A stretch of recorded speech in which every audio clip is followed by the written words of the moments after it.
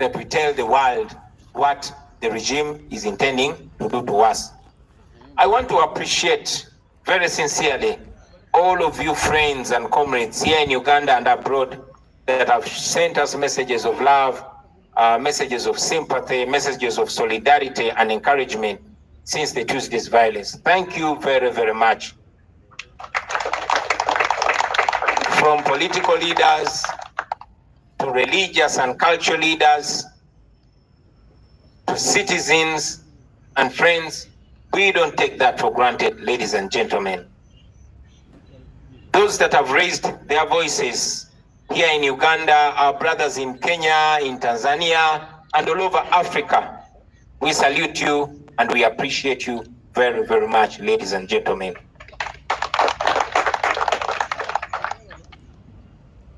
Our diaspora chapters in the US, in Canada, and all over the world, we salute your efforts.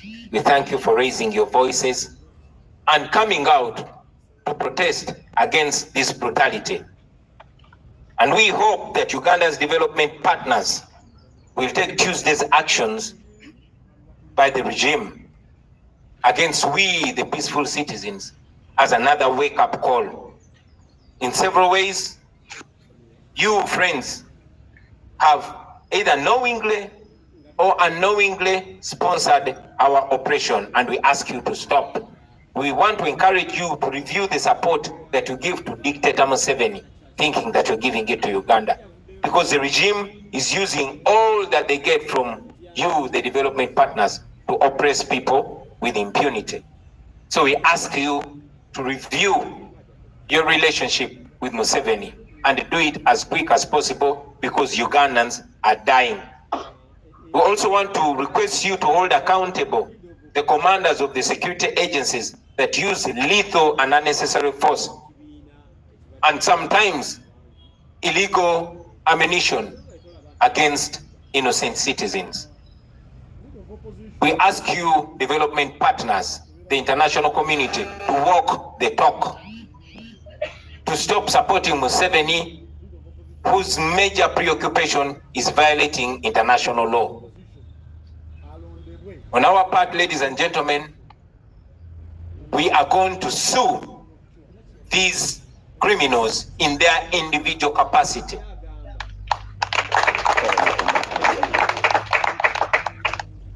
We also want to tell them that we're not going to give up. We are going to spread our legal and constitutional activities all over the country. As I conclude, ladies and gentlemen, I want to encourage Ugandans of goodwill to remain firm in their demand for a better country. Whatever happens to any of us, however bad, don't stop. When one of us is put out, continue with the struggle until Uganda is free. I want to thank you very much for listening to us, for God and my country. And maybe we'll take some questions later. Shalom Television Uganda. Subscribe to the channel. Thank you. Mwebale nnyo basebo ne bannyabo bannamawulire abaza okubeera naffe olunaku lwa leero okuwulira kye tugamba ensi. Honorable Ssenyonyi akyogeddeko, twagala okwetondera tuluddewo okutandika kubanga amasannyalaze gabadde gavuddeko, naye tekyewuunyisa kubanga buli we nangirira nti ngenda kubaako okwogera naddala ku Facebook live nga ngenda kwogerako eri eggwanga, amasannyalaze galina okugenda wano. So nkakasa nti okubeerawo kwammwe wano okulaba bannamawulire n'okumanya nti ngenda kwogerako eri eggwanga kiyinza okuba nga ensonga lwaki amasannyalaze gavuddeko, naye mbebaza okutugumiikiriza basebo ne bannyabo. Bannange, ekisa kya Katonda nti nze nsobola okubeera wano olunaku lwa leero nga nkyayogera nga nkyali mulamu. Ku lwokubiri olwa wiiki eno twasimbudde wano bannaffe abamu bamemba baffe ba Foot Soldier n'abaana abamu abaali mu kkomera naye tuvaayo.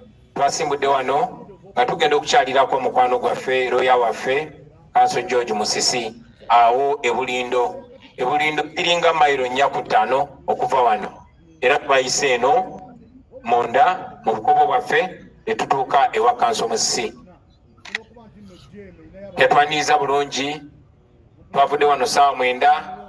Omukolo gwabadde gwakabanga katono, gwabadde mu nnyumba ye mu gate mu kikomera kye monda mu gate, gwabadde private era ku ssaawa 11 twabadde tumaze ne tusimbula tuveeyo, naye tuba twakavaayo only akakubo akeesudde amakubo amalala. Twagenza okusanga nga poliisi yagadde dda eri gye tulaga mu maaso, naye nga tebakomye okwo nga badduka bajja eno gye tuli nga bwe batusindirira tiyagasi n'amasasi nga gavuga nga bagakuba mu bbanga. Awo kwe kulaba nga bakuba abadduse empola be batasobodde kudduka mangu nga babakuba bagudde wansi n'ensembera, naye kubanga driver wange amanyi enneeyisa y'abo abaami, olwasembedde bwe tuti n'ayambusa endabirwamu z'emmotoka, naye ruufu y'emmotoka yabadde sinzigale. So omusirikale omu n'ajja n'ayimirira ku mmotoka yaffe n'afuuwa pepper spray munda, tubadde tetusobola kusigala mu mmotoka era nenva mu mmotoka okusooka okwewuunya pepper spray oyo, n'ekyokubiri okubabuuza lwaki bakola ebintu bye bakola. Bana akafuluma omwami omu DPC waawo Ekira, DPC w'Ekira omwami gwe bayita Kuzaara Robert n'alagira n'agamba shoot him, oyo mukuba amasasi. Kyomukisa mulungi nti waliwo abazira kisa abamukutte ku kamera nga wa ode eyo okwetolola nga omwami ono atusemberedde.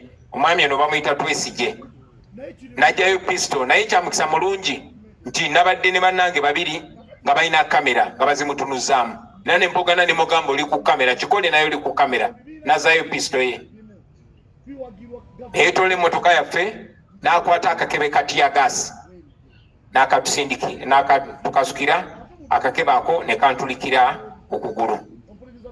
Neebaza Katonda nti nkyalina okugulu okwo kiringa ekyamagero, kubanga akakebe ke kamu mujjukira mu presidential campaign ya 2021 era bakankasukira naye ne kampitako ne katuukira ku mukyala gwe bayita Zubeda ne kamukuba ne kamukutulako okugulu. Akakebe ke kamu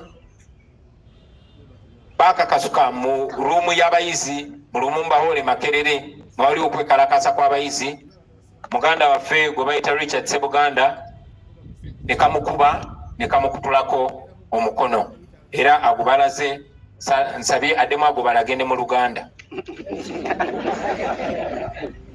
Kamukutula keeko akakebe ke kamu bakankasukira nga tuli e Kayunga ne kampitako ne kagwa okumpi ne Dan Magic bwe katulika kakuba Dan Magic ne kamwasa omwana ne kamukulamu n'amannyo yiba akamulungu